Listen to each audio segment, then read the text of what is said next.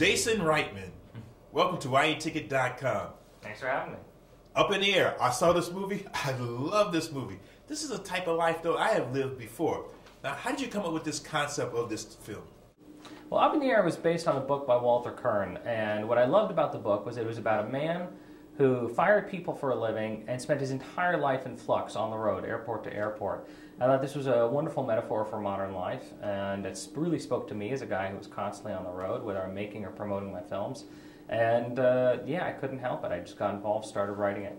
You include George Clooney. Why did you pick him? Was he your first choice as the actor for the lead role of Ryan? Oh, yeah. I mean, look, if you're going to have a guy who fires people for a living in your movie, he better be charming. There's no one more charming than George. In addition to that, I thought there was all these kind of interesting connections between his persona and this character. Wow. Now, you've been a director for a long time. You did Juno and Thank You for Smoking, which I enjoyed both those films also. Thank you very much. Now, in this film, Up in the Air, what are you trying to say?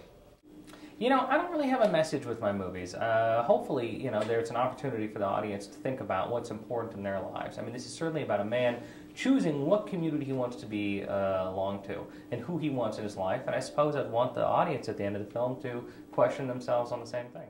So you're a frequent flyer person.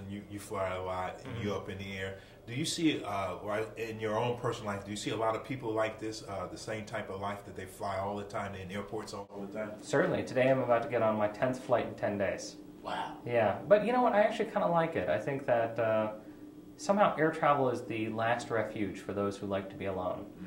It's the only chance I get to read anymore. Really? I'm on the plane. And also, you have another great actress, Vera Farmiga.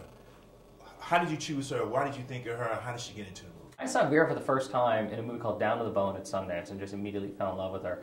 There's so few great American actresses now who could go toe-to-toe with George Clooney. You know, women who are just as comfortable being masculine as feminine. You know, women in control of their sexuality in the way that this character needed to be. And I knew that she just could do it. And she's just a very impressive woman. Why did you become a director? I know your father's a famous director. The money, frankly. You know.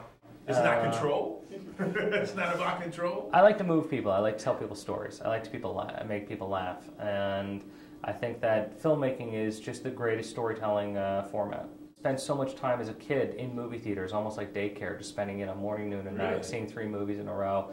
I've always loved the experience of going to the movies, and when I started to actually make them, I found that I actually had an knack for doing it. Just one more question. Now, is this a story about life up in the air? It is. I mean, this is a movie about a man whose life is up in the air. So many things are undecided, and he's been able to keep it that way for so long. But now, with these 2 women coming into his life, it can no longer stay that way. Wow. Well, thank you, Jason. Hey, thank you. That was very good. That was a lot of fun.